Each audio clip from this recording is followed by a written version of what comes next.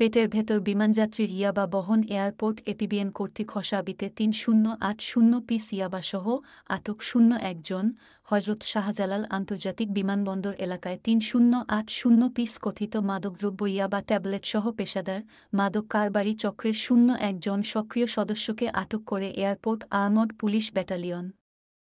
Airport ১-৩ এপিবিএনের একটি বিশেষ team Hazrat Shahjalal আন্তর্জাতিক বিমানবন্দর এলাকায় শাহজালাল আন্তর্জাতিক বিমানবন্দরের আগমনী ক্যানোপি ১ এলাকায় অবস্থানকালে গোপন সংবাদের ভিত্তিতে জানতে পারে যে বিমানবন্দরের অভ্যন্তরীণ টার্মিনালের সামনে নতুন রাডার বিল্ডিংয়ের পূর্ব পাশে ০১ জন যাত্রী নিজ দেহে অবৈধ মাদকদ্রব্য কথিত ইয়াবা ট্যাবলেট বহন করছে। উক্ত সংবাদের ভিত্তিতে হযরত শাহজালাল আন্তর্জাতিক বিমানবন্দরের অভ্যন্তরীণ টার্মিনালের নতুন রাডার বিল্ডিংয়ের পূর্ব পাশে পৌঁছালে অভিযুক্ত জুয়েল মিয়া ৩ সুকৌশলে পালানোর চেষ্টা করলে এপিবিএন ফোর্স অভিযুক্তকে ধৃত করে।